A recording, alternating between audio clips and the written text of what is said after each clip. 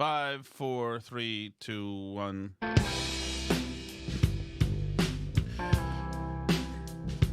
Time is short, Albie. Sure is. No, not I mean in life, Albie. I mean tonight. So you've got to go get the kids from the place. So let's get right to it.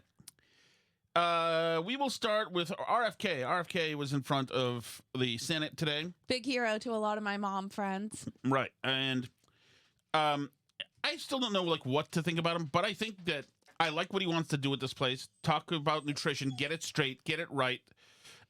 This dog, of course, right now wants to go out. It's perfect. That is perfect. Do you want to let her? Does she want to go out, or does she want to come up on my sofa?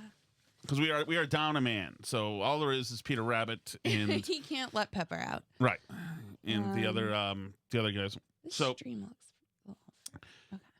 So let me play a couple of RFK clips. What the takeaway is this: is that the guy is a sharp guy. All my intellectual influences on the right tell me he's insane. What he's saying... The New York Post hates him. Right. What he's saying to me makes a lot of sense. If he's going to go in there and make a bunch of this stuff public, all the data, etc., the healthcare bureaucracy effing lied to us. They are corrupt. They lied. I want to see who's getting checks from where.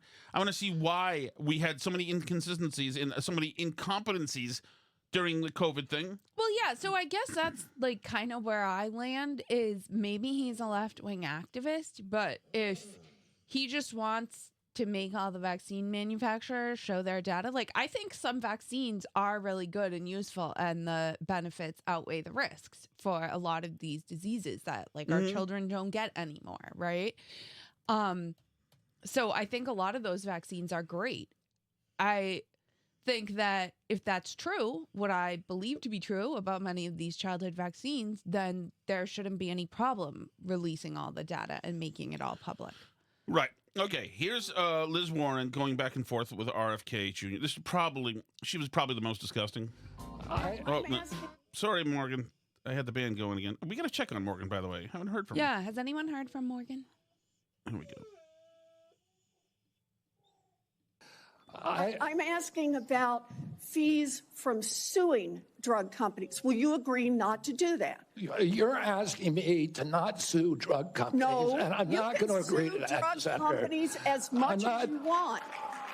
I'm not going to agree to not sue drug companies or anybody. So let's do a quick count here of how, as Secretary of HHS, if you get confirmed, you could influence every one of those lawsuits. Well, let me start the list. Do you want to take her out, or do you want me to take her out? I can take her out, no, but that just means in 3 minutes. This is a 3-minute long clip. 2:30. Then you're gonna have to start talking.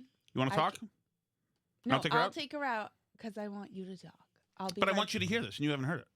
Okay. Can you handle it? I can handle it. Okay, then you go. No, you stay. You stay. No, I know you can handle letting the dog out, but can you handle just doing this? Because I want you to hear the clip. Okay, fine. Okay, so I'm going to play it again. Okay. I'm going to go leave, and I'm going to take this corpulent, pain-in-the-ass dog outside. You could publish your anti-vaccine conspiracies, but this time on U.S. government letterhead, something a jury might be impressed by. You could appoint people to the CDC vaccine panel who share your anti-vax views and let them do your dirty work. You could tell the CDC vaccine panel to remove a particular vaccine from the vaccine schedule. You could remove vaccines from special compensation programs, which would open up manufacturers to mass torts. You could make more injuries eligible for compensation even if there is no causal evidence. You could change vaccine court processes to make it easier to bring junk lawsuits. You could turn over FDA data to your friends at the law firm, and they could use it however it benefited them. You could change vaccine labeling. You could change vaccine information rules. You could change which claims are compensated in the vaccine injury compensation program. There's a lot of ways that you can influence those future lawsuits and pending lawsuits while you are Secretary of HHS, and I'm asking you to commit right now that you will not take a financial stake in every one of those lawsuits so that what you do as secretary will also benefit you financially down the line? I'll comply with all the ethical guidelines. That's not the question. You have said You're asking me, Senator, you're asking me not to sue pharmaceutical companies. Yeah, you are. That's exactly what you're doing. Look, no one should be fooled here. As Secretary of HHS, Robert Kennedy will have the power to undercut vaccines and vaccine manufacturing across our country. And for all of his talk about follow the science and his promise that he won't interfere with those of us who want to vaccinate his kids, the bottom line is the same. Kennedy can kill off access to vaccines and make millions of dollars while he does it. Kids might die, but Robert Kennedy can keep cashing in. Senator, I support vaccines. I support the childhood schedule. I will do that. The only thing I want is good science, and that's it. How about then say you won't make money off what you do as Secretary of HHS? Here we go. I think we can all agree that RFK is already rich and doesn't need to make money off of his work at HHS. Like, in fact, he doesn't need to be a part of the HHS at all in order to do anything day to day. But here's what I don't get about this, like, obsession with pharmaceutical companies and vaccines in particular, is I don't get why they're so special that they get to not get sued when they put out products that kill people. Yes. No, absolutely. I don't like, and I mean, there's a lot of junk lawsuits out there for a lot of reasons. I don't get why pharmaceutical companies are like the only people that don't have to worry about that. Like, they don't have to... like Purdue or whatever. Was it Purdue? Who did all the OxyContin? The OxyContin ones? Yeah, I think that was them. The whatever family it is. Yeah. Sackler. Yeah. But yeah, no. I mean, but also, there's been nobody held responsible. Tommy in New Hampshire says Reagan did that. Yeah, I mean... And so I suppose the argument is that you get less innovation if companies are afraid they might get sued. But I think that the counter argument to that is that you should be able to experiment and try new things. I mean, Trump signed the right to try law, and maybe under like right to try permissions, things like that. If you're trying something experimental and new, then you waive the right to sue. Right. But if you're going to bring it to mass market, and in particular, if you're going to add something to like the childhood vaccine schedule where it's required for schools, if you're going to do things like that, then you have to have accountability, because you can't make somebody do something that there's no accountability for. That's not fair. Totally. You know, that's the problem. And you're also you're incentivizing a half-assed rushed process too. Right, and you're incentivizing hiding safety information, right? Like, totally. Because, and that's the problem. So if there are any safety concerns about any of these products, then that should be brought to light so that people can make a truly informed decision about whether to try something experimental or not. And so that people can make a truly informed decision about whether something should be added to like a childhood vaccine schedule or not. And that's the reason fundamentally that a lot of these things get added to childhood vaccine schedules is kind of what Liz Warren's talking about here, is because there's a financial incentive to do so, because things are compensated differently by insurance companies and to insurance companies from government spending, depending on the requirements. So if like a vaccine is required for school, then the government helps fund people getting that vaccine. Right. Right. So that's the reason why these things get added to the schedule and aren't just purely optional. But it makes no sense that medical care is not like everything else, where you're offered a menu of options on the free market and you can decide. That's what it should be like. And if he cuts off access to like choice for experimental drugs or vaccines just to go after pharmaceutical companies, then I think that's wrong. Because, and I agree with like Trump's right to try, and I agree honestly with like the Operation Warp Speed thing that allows people to, you know, try new things on a fast schedule. I think we should have let people take the Operation Warp Speed vaccine like back in April when they first had it in the first trials, right? Tommy, New Hampshire says they wouldn't innovate if they could get sued and because a lawsuit could bankrupt them. Well, that's where the balance has got to be. It's got to be a balance somewhere. Well, yeah, but I think the balance is in openness, right? The balance is in public availability of data, in not having financial incentives to add things to requirements for kids for school, and not having the whole medical system is. Like we could spend all day on that, on the way all of these things are financed and approved and how things get approved for insurance approvals or not and why they cost, like if flu vaccines weren't free with insurance, a lot fewer people would get them. Already not that many people get flu vaccines every year. It's already hard to do uptake on a yearly vaccine like flu or COVID. But also, can we say something else? If they weren't free, it would be impossible. Can we say something else about these vaccines and the mRNA and booster? We Americans had a misunderstanding of what vaccines were, including the flu vaccine. If you would ask me 10 years ago, I would say, I think if you're allergic to eggs, you can't have it. I don't even know if it was a legend or whatever.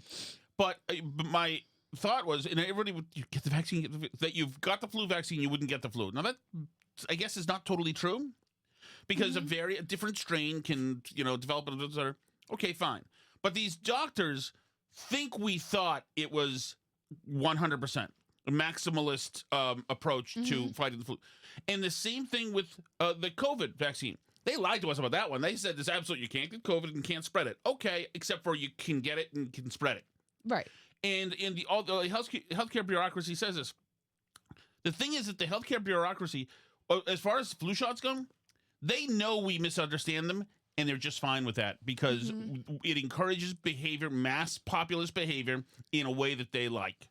So they're fine with that. Totally. In the same way that, they're all for banning Juul, the cigarette, even though Juul didn't kill anybody, putting drugs in there and smoking it might have killed somebody. But you know what? It's in the direction they like, so they're going to say, oh, okay. They're never going to say something's all right. It's like asking the fire department if you can, bring Roman candles to the woods. They're going to say no. Right. I mean, that's what they're wired to do. But these healthcare bureaucracies know that we are misunderstanding how this works, and they're just fine with it.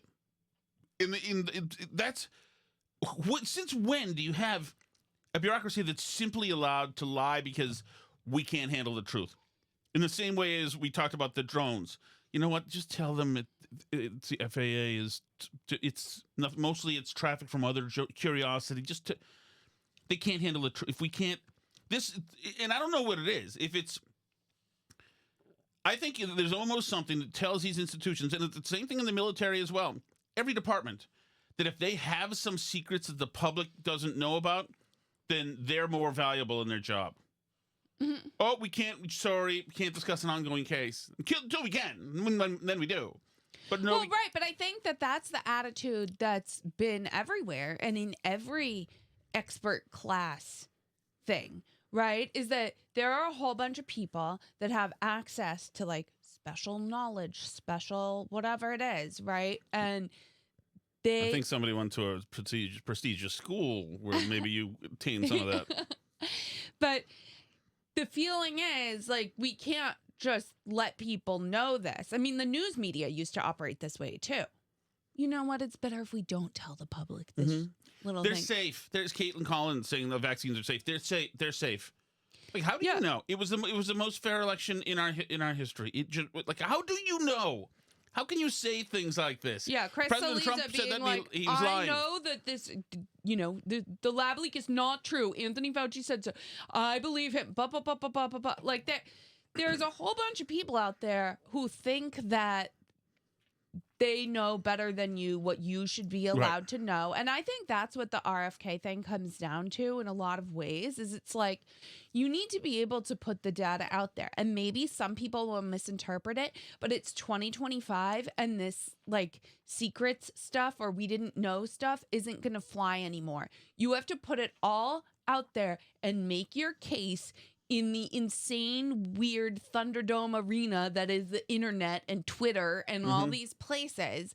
And you have to make the case for your product that you sell. And if you are so confident that this is a life-changing thing for society, and I think that many of these things are, and I think that they were in the mid-20th century when we came out with tuberculosis vaccines and what's the one that like paralyzed kids? Polio vaccines. Like, I think a lot of these things were life-changing. I think that the science behind a lot of this stuff changed our society for the better, and particularly childhood diseases in a lot of ways.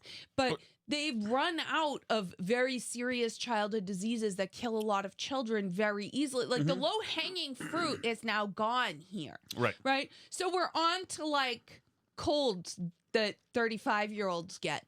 And like, that's a tougher selling point. Like, that's a harder one to sell to people, that you need to take a drug that they've never heard of before or haven't tried or aren't sure if it might have some pretty serious side effects to not get a cold when you're a healthy 35-year-old. That's a tougher sell. Right. And like, I think that we've come, so in a way, I think we're spoiled because of the great success pharmaceutical companies have had over the last 100 years, right? And they've been very successful and they've gotten very wealthy.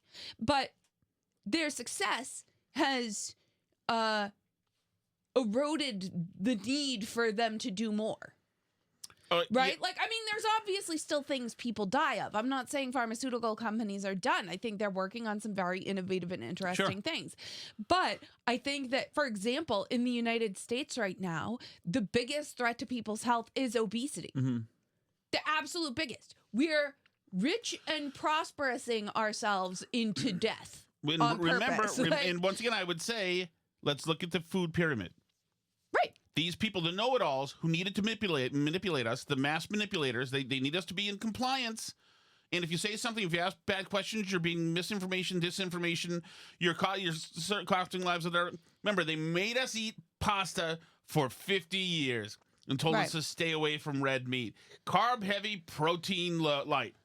These people who know so much. And all they have to do is put out a new memo saying, we're changing all that. Just reverse it.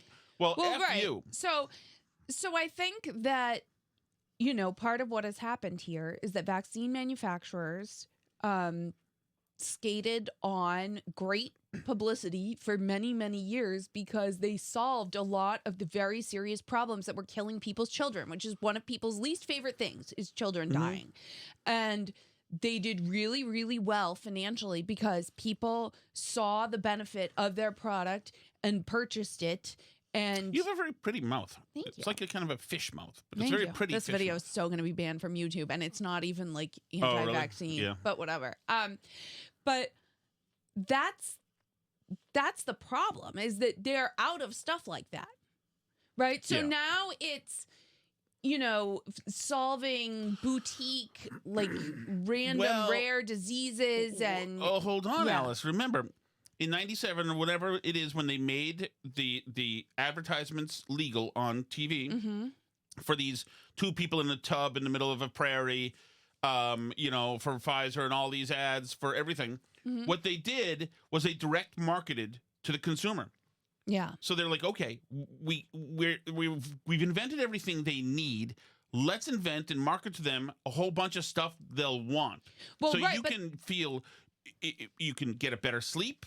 You could look at the guy and the girl in the tub in the field telling you how to get a better sleep with the 45-second disclaimer. You can get more energy. You can get less energy. Now you can certainly lose weight automatically. For every do you have anxiety? Remember I had anxiety 2 years ago, and I've got enough capsules in our house to make a pharmacy now. But the problem is, and the reason why this was toxic when they made this decision, is that people, and this accelerated under Obamacare, are increasingly insulated from the costs of the designer, not really necessary drugs that they want from TV ads. So if you're advertising directly to the consumer, but the products that you're making are so expensive that people wouldn't buy them if they had to feel the cost themselves, And instead, they're able to spread that cost over to all their neighbors through our weird insurance system. Then you end up with really perverse incentives. We see ads on TV all the time for drugs for like our son's eczema. Sure. Right. And they're like non-steroidal. A lot of them screw with your immune system. There's all kinds of things out there for eczema. Many of them are very experimental, very new. I've gotten samples of some of them from the doctor's office. I don't honestly think they work that much better than the regular steroid creams, which have their own risks, but whatever. But I can't believe the prices when I hear about how expensive they are.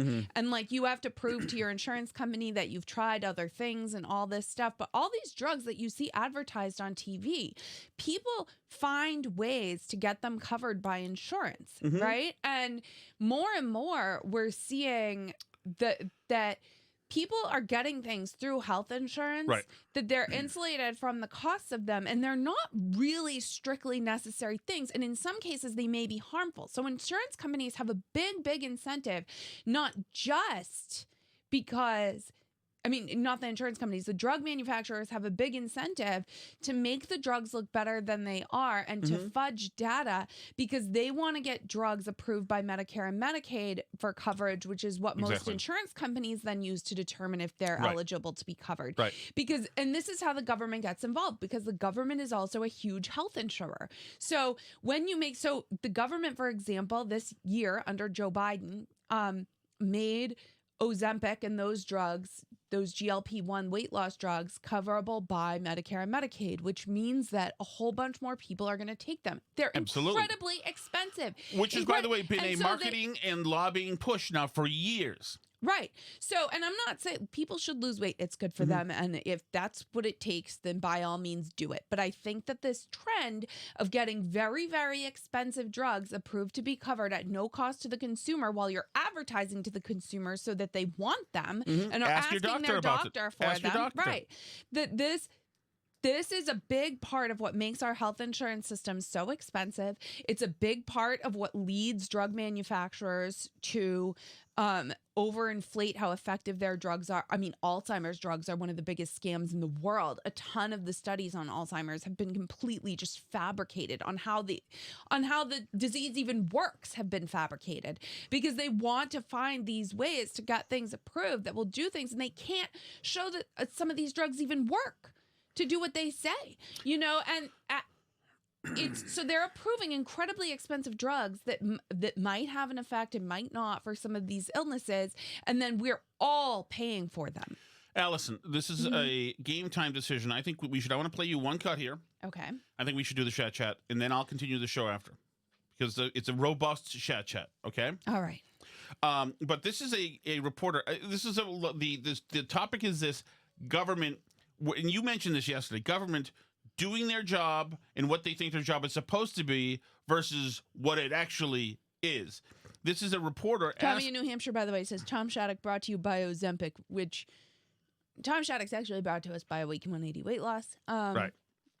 But exactly. By the way, I am viable. If you were being offered Ozempic for free, this show would become very different immediately. I would do arsenic. So listen to this reporter asks the mayor of Chicago a question about crime. Tom Holman showed up in Chicago and within 24 hours found a convicted sex offender who has been living in our city since 2009, flouting the sex offender registry. If he can do this, why can't you? Because that's their job. That is their job. The federal government job's not to keep has a the people of Chicago responsibility safe. to make sure that individuals who are undocumented, who have been charged with, convicted of a crime, it is the federal government's responsibility to do their part and uphold the law. Our local. So that's it. Yes. So if an illegal immigrant rapes you in the city of Chicago, walk it off. It's not. We're not supposed to. The feds that's not our handle job. those. The feds handle that. And plus, if that's the case, then where's Joe Biden been? Just saying. Well, sure, but I mean, like, that's not our job. How Ayn Rand is that? No, it's not our job to. No, we. What exactly do the people who run Chicago think it is that they do? Right. Why do they think? But it goes back to that don't thing. stop the rapes. We've talked about it before, where there's a bunch of people. A lot of times, it's like city government officials, and especially, I mean, a lot of city government officials are Democrats. But I think it's epidemic in cities in a way that it's not in some other parts of government, where they're like surprised that you want them to do the governing job. Yeah, no, we're not handing. What is it that you? I don't. What? Like, it's how the people in the RMV act like all the time. They're like surprised you want something from them. Yeah, we don't stop the rapes. That's no. We do traffic enforcement. What do you think the mayor? What do you think the city council does? Like, what do they think any of these jobs do? Not our job. Because he thinks he's doing his job, which is not to keep people safe. It's to show up at ribbon cuttings. Exactly. And to protests and things like that. Okay, let's go to the chat, shall we? All right, and then chat. I'll take it up from there. How dare you pull in the car? I'm seeing early signs of mischief. Okay, Tom. Mandy Patinkin was nowhere near the studio when they made They Live. I don't think that's true. He was in Alien Nation. Oh, yes! With James Caan. Oh! And he had makeup on his head to look like an alien. alien. Yes! Oh. And they drank sour milk to get drunk. Right. Remember that? Apparently you don't. Also, one night I was out when I was younger, and I went to Man Ray, and then I wound up at Narcissus. And Man Ray Alice, goth gay, Central Square. Goth gay. I wound up going.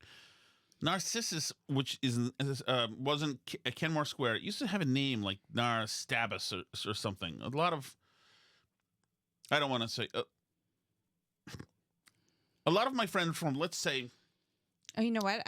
When you were gone, I put the thing on me, and I turned the scene switcher off, and I didn't turn it back on. So it's been on me this whole time. Narcissus Alice, I would say in the 80s, a lot of my friends from, let's say, Winthrop, Revere, Saugus, where my brethren were enjoying Narcissus. Home with quote-unquote company. And in the morning, I woke up alone. My wallet was not taken, thankfully. There we go. So he scored. But I did spend several weeks taking antibiotics because of that encounter. Yeah. None of that is true, Tom. Oh, no. Just, will you please stop with this trying to relive a lecherous lifestyle you never had? I tried to have I had the same hookup ratio as a Carmelite nun. And I'm fine with it. Just live with it. Look I'm not out living it. at the grand, vast kingdom that you have created. No. Like Alice said. And just live in it. Just accept it. Just live in it. You're fine. You're fine. No. 122. No, I want a rematch with the 90s. I want a do-over. I look at that cover of what's the one with all the young Republicans looking beautiful on it? The one that the person's mad that they're like the cool kids crowd or whatever it's called. I want to go back in years. I want to be 22 and be with them. The cruel I'm kids doing this over again. I'm starting over again, Alice. At 20 years old. I'm going to get one of those soy sauce hair dye jobs. It may be my teeth done. Something funny? I want my teeth done. You're not getting those snaggles done. No, I ordered want big you. Joe Biden teeth. Oh my God, that's not funny. Although something with those. Okay. Can Jennifer pass along her secrets to finding women that want to get lucky? Here. And where to find them? Because obviously I would love to know this information after hearing her messages the past couple of days. Wow, Jennifer. Spill the beans. Let's go. Here we go. Yeah, in any woman listening, even though supposedly I'm seeing somebody right now and I don't have the time or money to be able to go out. And everybody forget it. I'm not pleased at how Tonya Harding looks. I'm not pleased. Oh, I didn't look at her recently. Was she in the news? I was a Tonya Harding guy. Yes. I like the movie, I, Tonya. Yeah. Hey guys, Paul in the car. Hey, Paul. I had to stop last night's episode. I'm listening to it right now, and I had to call in because, Alice, you asked the question, how is the left reacting to Caroline Leavitt? And, Tom, I didn't even give you a chance to answer. I just paused it and wanted to call in. It's glorious. They have completely lost their mind. We've known that for a while, but I mean, they are just flaunting it all over the place that they are absolute insane morons. Yes, hang on, Paul. Stay right there. I have a couple of examples of their insane moronness. I would like her to do a little homework Mm-hmm. because she said something yesterday that really pissed me off. And that was, she said, there will be no wokeness here. Oh, yeah. Let me explain something to you, because without that wokeness, you might not have that job. Yeah. Because women were not invited to that table. Women were not invited to many tables in this nation. The Those are the reason days. we fought and busted our behinds to make sure that you didn't have to worry about this. And now to hear you talk about it and to hear anybody talk about the wokeness was put in place for a reason. No, the wokeness is racist. It is malevolent. It doesn't work. It's stupid. It's based on equity. We've had female press secretaries, I think, for a while now. Well, right. We just had one, as a matter of fact, I think, but who was a woke person. Yeah, no, this insanity now is not the wokeness. Here's They just can't fathom the idea that a woman could be competent and get a job without being handed it because of wokeness. Joey Behar knows why. I think she's probably been put in there because, according to Donald Trump, she's a 10. You know that's what it is. I want to be clear, though. It's not her first job. It was her first press briefing. She worked in the previous Trump. There we go. There we go. Women supporting each other. Good feminists supporting each other. That bitch. How dare she be hot while you're old and fat, ladies of the View? Like, I don't know what to tell people, but, like, there is something especially catty about women upset that other women She's are also attractive. good at this, and the last person you had was a moron. Yeah, and she wasn't hot. No. And she at had all. the trapper keeper I'm every glad 5 she seconds. didn't threaten you guys by being more attractive than you or anything. But and just their reaction to her, reaction to anything Trump's doing, they're still hanging on that Nazi salute. Every other tweet I see on my For You page is just that insane garbage. It's almost not tolerable anymore, and I'm beyond even hate reading and hate watching and listening. It's just garbage. But they're losing their mind. She's great. I love her. I love everything that's going on. These past 9 days have just been some of the best days. And I don't mean this literally, but some of the best days of my life. I mean, it's just been one thing after the next. I'm here for it. I love it. Great. Thanks, guys. And I love the media complaining that there's like too much news. We can't cover it all. It's just a fire hose of news. We can't do it. It's too much news. Trump's making too much news. We need him to slow down. Like, sorry, do your job. I'm sorry. Okay. Sorry. Here you go. Alice, we all want to know, what'd you get on your SATs in 7th grade when you got into nerd camp? I got a 12. No. I got a 1280 in 7th grade, a 1390 in 8th grade, and then a 1570 in high school. And what was your special academy called? The Center for Talented Youth. Unbearable person. Can you imagine being? Oh, you don't remember. She remembers. And Tom, you're really going to take broadcasting lessons from Michael Montante? I know. Fraud. Mayor Menino still talks better than that guy. Give me a freaking break. By the way, there's no way he got more than 100 in the SATs. There's no way. I was always amazed people couldn't break 1,000. Like in high school, people who were like, there were people that I knew who were like, oh my gosh, my parents are making me take them again. I just really have to get over 1,000 this time. Like, right. Well, they were out doing beach day and dancing and having fun and little carpe dieming. Not everybody, thought having a compass and whatever that thing is with the point that goes like this was great. I know you know what it is. That is a compass. Is that a compass? Or a protractor? Oh, man, I bet you can handle a protractor like Annie Oakley with a of triangles. gun. Oh. Tom? Yes. I agree with you that bagel sandwiches are garbage. Here we go. It's absolutely true. That's on the All You Can Eat podcast, as a matter of fact. They're rubbish. Rubbish. Why would you have a sandwich with a geyser hole in it? Hey, guys, Paul in the car. Hey, Paul. The verbal crutch thing. Tom, you should do a whole episode where you just say etc. Thank you. Good Do idea. it, please. I don't care Thank if it's 20 minutes long or 9.5 minutes. I think I would save that, cherish it forever. People that point out other people's verbal crutches Here we go. are just that, verbal Vermin. crutches themselves. Vermin.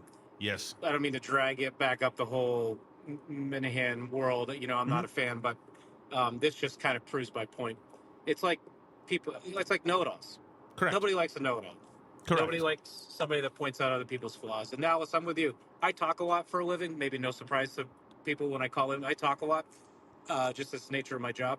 And I hear myself repeat things all the time. And it does drive me crazy. So being told that you're doing that would doubly drive me crazy. Especially if it's not Tom, true. you should label your next episode, et cetera, et cetera, et cetera, and have it all, et ceteras. Thanks. If you talk a lot in a job like in sales or any kind of customer service or things like that, you do find yourself just repeating bits to people. Yeah. Oh no. All the time. In the fake laugh, and you start to hate yourself. It's terrible having to do bits in front of people all day long. As we all knew, Tom was going to be wrong about the Mandy Patinkin being a co-star in the fantastic They Live movie. Kick-ass, chew bubblegum, and I'm all out of bubblegum. Anyway, Tom, in your defense, what you were thinking of is another great movie from around that time, and that was They Live, co-starring with James Caan. You know what he just said? I know this is all coming back to you now. Doesn't mean and if you remember, Mandy Patinkin played Detective Sam Francisco. Right.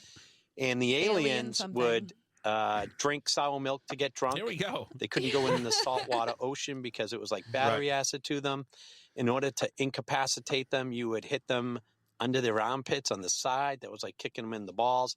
And lastly, that movie was ahead of their time because guess what they ate for sustenance? I don't know. You guessed it. Cats. They're eating the cats. Oh, my goodness. Wow. Thank you, Tim. Apparently, the Burn Barrel That's what you meant. No, of course. Duh. Ready, Albie? Okay, then you can go. Yeah, also, Tom, this is Dana from Maine. Hey, Dana. I'm actually in Merrimack, Mass. There we just go. Hi. For a barbershop over here called Roger Williams Barbershop. Nice. The guy is fantastic, so if you need a haircut. Cool, I do. It's not too far from here, I think.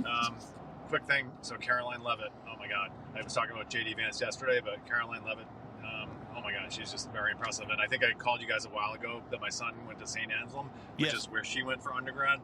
And when he was there, they were, this is just recently, just graduated, they were incorporating like DEI stuff and making me feel bad about being white.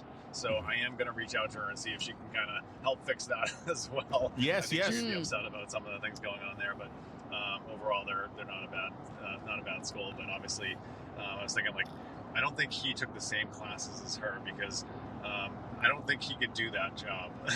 She's really young. She's like 27. Love him, but she's impressive. She's really impressive. This is her this morning getting a question from Michael Strahan. This is about making everybody come into the office for work. But is there any concern that we risk losing people with years of experience like doctors and let's say scientists? Well, most doctors who work in actual hospitals and medical institutions have to show up to the office. But there you go. I think that's basic enough. One last one, Albie. You ready? Mm-hmm. Oh, damn. There's more last ones now. Or maybe there aren't. Maybe I played them. Okay. Cheswick just gets in there. Wow. Here's Dr. Cheswick. Oh, I forgot to wish you guys happy Chinese New Year. Oh, wow. Lunar New Sorry, Year. I forgot. I don't know. I think it's the year 4754. What or something animal like is that. it? Those folks have had a calendar now for quite a bit. Darn. Same with like the Jewish calendars, like on 5,000 or something. Yeah, actually, I have a joke for you. Ready? Okay. Here you go. You can be late. Give me a minute because we have to wait in the line of cars anyway. Sally Alice. Okay, here's Sally Shannon. What do... Oh, no. Okay. What do? Is it... Maybe... I had a calendar joke. I'll find it. Okay. It's a calendar bit. It's not worth it. Oh, Alice. Your parents, they are what we call an easy sell. Yes. The Center for Talented Youth. How Trump University is that? That's akin to, Tom would be familiar with this. You guys should look it up. With the local Are you quite ready? Yes, I'm ready. With the local AAU recruiter telling your parents, hey, I think your kid really could get a spot on one of our elite teams for basketball, baseball, whatever it might be, soccer. It's a 6-week program. We really develop them. It's a select program. You have to be invited. By the way, that's $10,000. Yes. You know, it's the same as chicks back in the 80s. They would get their glamour shots because someone told them they were model quality. I was just going to mention that. I actually bought for my girlfriend glamour shots. And My friend, one of my friends that you know, did one of those fake model schools. Oh, yeah. What's it called? Like Algernon or something? I don't know. No, Al-Anon. No, that's where I went. No, that's where my kids are going to go. What is this? What is it? It's called something. It's in the Back Bay. And they go to the, basically Sears and Roebuck photo studio, spend thousands of dollars. And the only thing that ever came of it was they would have some pictures 30 years later that they could bust out and take a look at. But I like the honesty. And I will say this, I definitely wouldn't have been recruited for the Center for Talented Youth. Congrats. Can you imagine what you have to, I mean, I know you're. I took a whole high school physics class the summer after 8th grade at it. Really? Did you? Were you ahead of your time, intelligent and impressive, Alice, by any chance? All right. You want to get going? All right. Yes, I'll get going. Are you going to keep going on the show? Or... I guess so. Where are we? What do you mean, where are we? I don't mean geographically. I meant... We're 42 minutes in? At 42 minutes? I'll do a couple minutes. 41 minutes, I guess, of recording. All right. Let me put you on then. Put me on. Okay. All right. Let me play some more audio from today and just a couple more RFK things. I won't beat you over the head with this, but it is perfectly emblematic of what we've got going on with these hacks in Washington, D.C. It's absolutely great. Here's my favorite cut of the day. Well, other than the Liz Warren stuff. Are you a conspiracy theorist? That is a pejorative, Senator, that's applied to me, mainly to keep me from asking difficult questions of powerful interests. I was told that I was a conspiracy theorist. That label was applied to me because I said that the vaccines, the COVID vaccine, didn't prevent transmission and it wouldn't prevent infection, when the government was telling people, Americans, that it would. I was saying that because I was looking at the monkey studies in May of 2020. Monkey studies. I was called a conspiracy. Now everybody admits it. I was called a conspiracy theorist because I said red dye caused cancer. And now FDA has acknowledged that and banned it. I was called a conspiracy theorist because I said fluoride lowered IQ. Last week, JAMA published a meta-review of 87 studies saying that there's a direct inverse correlation between IQ loss. All right, so I'm going to assume I could go on for about a week. Is there any one of them that you can say, you got me? That really was a conspiracy theory? Or are you in a position? Barb is on. Yeah, that's right. Barb is on. Well said. Okay, let me see. There's one more that I want to get going here. Liz Warren. Are you a conspiracy theorist? No, hold on. Here we go. Good RFK moment. When I launched my campaign, it was about uniting Americans, Democrats and Republicans. There's no issue that should unite us more than this chronic health epidemic. There's no such thing as Republican children or Democratic children. These are our kids. 66% of them are damaged. I know what a healthy kid looks like because I had so many of them in my family. I didn't know anybody with a food allergy growing up, peanut allergy. Why do 5 of my kids have allergies? Why are we seeing these explosions in diabetes, rheumatoid arthritis, neurological diseases, depression, all of these things that are related to toxics in the environment? Why can't we just agree with each other to put differences about so many issues, intractable issues aside, and say, we're going to end this? I don't think anybody is going to be able to do this like I have because of my peculiar experience because I've litigated against these agencies. When you litigate against them, you get a PhD in corporate capture and how to unravel it. I've written 6 books about these agencies. I know a lot about them, and I know how to fix it. And there's nobody who will fix it the way that I do, because I'm not scared of vested interests. I don't care. I'm not here because I want a position or a job. I have a very good life and a happy family. This is something I don't need. I want to do this because we're going to fix it. So there you go. And Peter Rabbit is making noise downstairs, and that means I have to go to him. Thank you, everybody. I'm sorry this was kind of a quick one. But, you know, we go to war with the army we have. There's a food show, by the way, that came out yesterday, I think. We're going to try to do another one tomorrow. And more social media stuff. And I'm on TikTok, by the way. Thomas Wynn Shattuck on TikTok. I think I put something out there today. I don't think I'm getting numbies anymore, though. But who knows? Maybe I am. They still might cancel TikTok, so who knows? I keep getting strikes, too, but it's life. Anyway, thank you guys so much. You're the best. C'est la vie.